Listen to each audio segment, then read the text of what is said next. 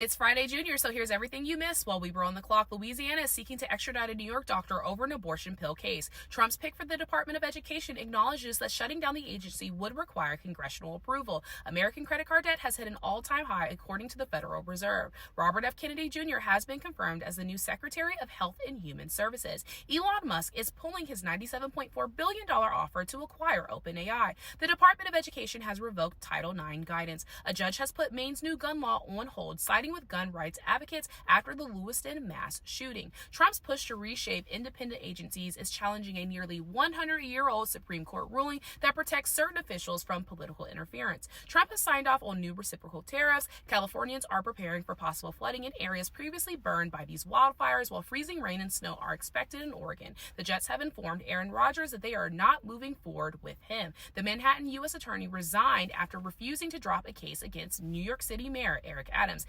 Senate Republicans said that they won't support a tax bill unless it makes Trump's tax cuts permanent. A woman was forced to pay damages to Tesla after her parents were injured in a crash involving one of the company's vehicles. Farmers and rural businesses have lost funding for clean energy projects due to a federal funding freeze. The EPA chief says that he will attempt to reclaim $20 billion in clean energy grants awarded under Biden. Oklahoma's governor is scrapping a plan to collect immigration status data from children. Pennsylvania's governor is suing over spending freezes on grants and loans that were put in place during the Trump administration with that executive order. Denver Public Schools is suing to block a Trump administration policy that allows ICE agents to enter schools. The White House says that it has the authority to penalize AP reporters over a dispute about the naming of the Gulf of Mexico. Two transgender high school girls are suing to challenge a rule that would bar them from playing on girls' sports teams. The 16 and 15-year-olds argue that they have the same right to participate as any other student. And that's everything you missed while you were on the clock.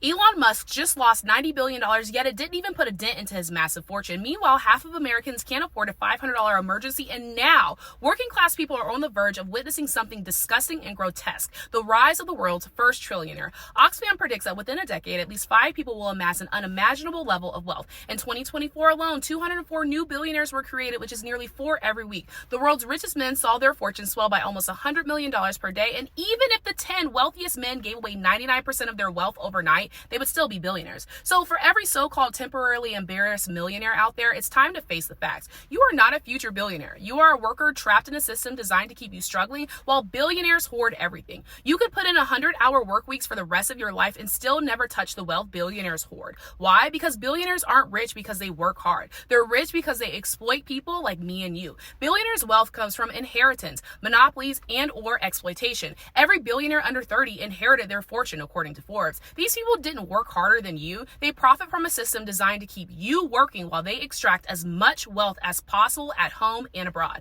Take the global south, for example, where the richest 1% in the global north drained $30 million an hour in 2023 alone through financial exploitation. Exploitative labor and debt practices strip black and brown nations of resources, forcing them to spend nearly half of their national budget on debt repayments, more than they invest in healthcare or education. Since the 1970s, the global south has paid $3.3 trillion in interest to the global north creditors, while wages remain up to 95% lower than those in the global north for work of equal skill. Despite contributing 90% of global labor, workers in low and middle income countries only receive 21% of global income. We will see the first trillionaire in this country before we see universal health care, before we end the housing crisis, before workers earn a living wage. As billionaires hoard obscene amounts of wealth, homelessness surges. Half of Americans live paycheck to paycheck, and people ration life-saving medications because they can't afford a refill. But hey, at least we'll get our first trillionaire. Remember when I told you about the black residents that chased those Nazis out of their community? Well, it turns out that the Nazis not only had police protection, but they had police direction as well. The Laughlin School Board claims surveillance footage shows an Avondale police officer escorting a U-Haul van full of neo-Nazis onto school property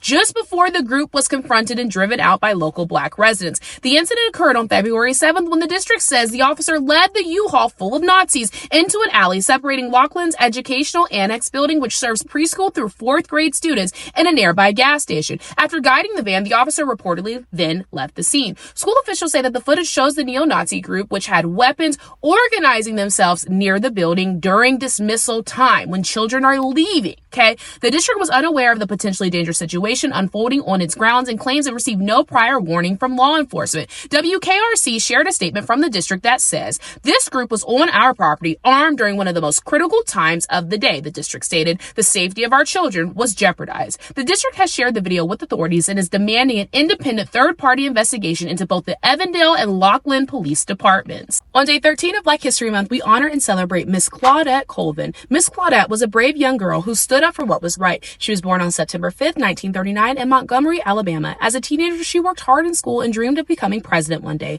On March 2nd, 1955, when Claudette was only 15 years old, she was riding a bus home from school. At that time, Black people in the South were forced to give up their seats to white passengers. A bus driver told Claudette to move, but she refused. Claudette believed that the law was unfair, so she stayed in her seat. Because she would not move, Claudette was then arrested and taken to jail. She was scared, but she knew she had done the right thing. Later, she went to court and was found guilty, even though she had broken a law that was unfair. A few months later, Rosa Parks also refused to give up her seat. So her story became famous, but Claudette had done it first. Claudette became an important part of a court case called Browder versus Gale, which helped end bus segregation in Montgomery. Even though she was not as well known as Miss Rosa Parks, Claudette's bravery helped change the country. So on day 13 of Black History Month, we honor and celebrate Miss Claudette Colvin. Stay tuned to see who we honor tomorrow.